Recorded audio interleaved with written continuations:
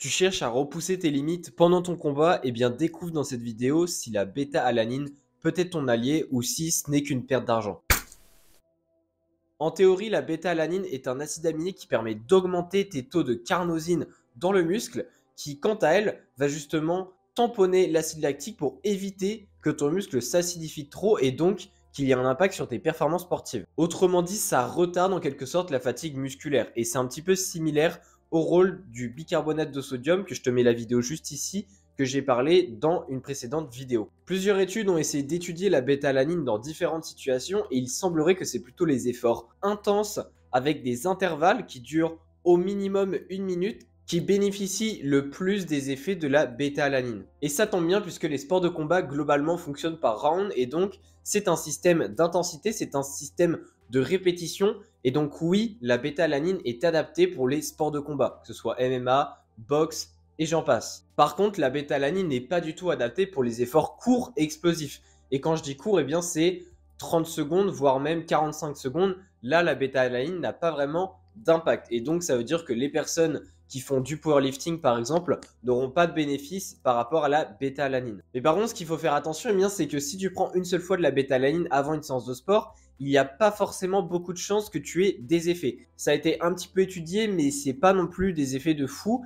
Et donc, la bêta-alanine, tu dois en prendre plusieurs fois durant tous les jours, une certaine période que je vais t'expliquer juste après pour que ça ait des effets. Et ça, il faut vraiment que tu le gardes en tête. Et c'est pas comme le bicarbonate de sodium où là, ça a un effet directement. Et encore une fois, le bicarbonate de sodium, j'en ai parlé, tu peux aller retrouver ça dans les cartes de la vidéo. Pour la bêta-alanine, généralement, ce qu'on conseille en dose, eh bien, c'est de 4 à 6 grammes par jour qu'on divise en plusieurs petites doses et je vais t'expliquer juste après pourquoi. Globalement, c'est lié avec un effet secondaire. Et tu dois faire en sorte de prendre cette dose-là pendant au minimum 4 semaines, c'est-à-dire tous les jours pendant 4 semaines pour que tes stocks de carnosine soient totalement complets, pour qu'on va dire la bêta-alanine ait le temps de s'accumuler et de vraiment impacter les stocks de carnosine pour après impacter tes performances sportives.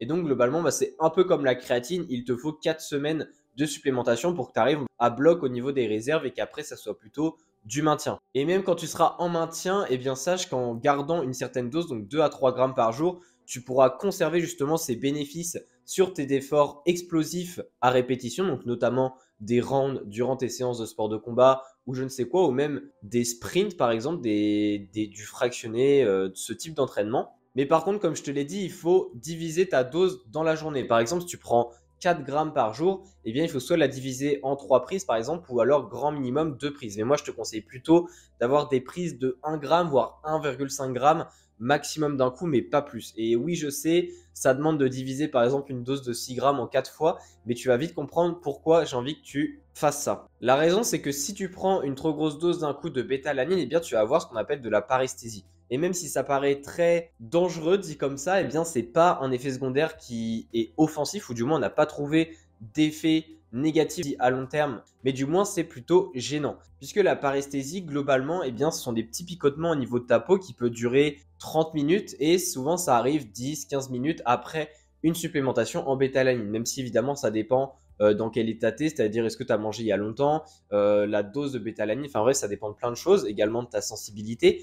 Et donc moi ce que je te conseille, eh bien, c'est de découper ta dose en plusieurs fois dans la journée et si tu peux également eh bien, de prendre ça avec un repas. Comme ça va aussi limiter l'effet secondaire de la paresthésie et donc ça diminue les chances tout simplement que ça arrive. Petit bonus en plus, il y a des études qui sembleraient montrer que manger un repas qui est plutôt riche en glucides semblerait encore plus aider cette prévention de la paresthésie. Donc voilà, si tu veux vraiment diminuer les chances, eh bien si tu prends avec un petit repas et qu'en plus de ça c'est plutôt un plat qui est glucidique, eh bien, normalement, l'effet sera encore mieux pour prévenir cet effet secondaire. Globalement, pour conclure, eh bien, qui devrait utiliser la bêta-alanine? Eh bien, c'est plutôt des sportifs qui font des efforts intenses avec un système de round, avec un système de répétition, donc notamment des fractionnés, des sprints, mais également les sports de combat, que ce soit boxe, MMA, judoka, peu importe.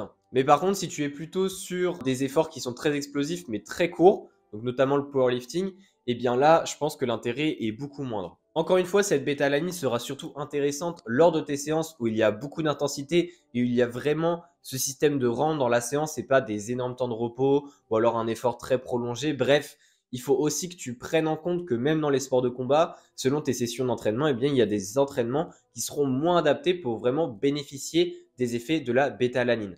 Mais par contre, pendant des combats et des sparring intenses, eh bien là, oui, ça peut être intéressant. Encore une fois, ce supplément n'est pas magique, donc il faut quand même que tu gardes en tête que tu ne vas pas non plus doubler tes performances sportives. Mais en tout cas, on sait que ça a des effets et que ça peut vraiment ajouter un petit plus dans tes performances. Et si tu veux un autre petit plus dans tes performances qui a des effets en théorie assez similaires, mais qui peut très bien se complémenter avec de la bêta-alanine, eh bien, je t'invite à regarder ma vidéo qui s'affiche juste ici sur le bicarbonate de sodium et on se dit à la prochaine.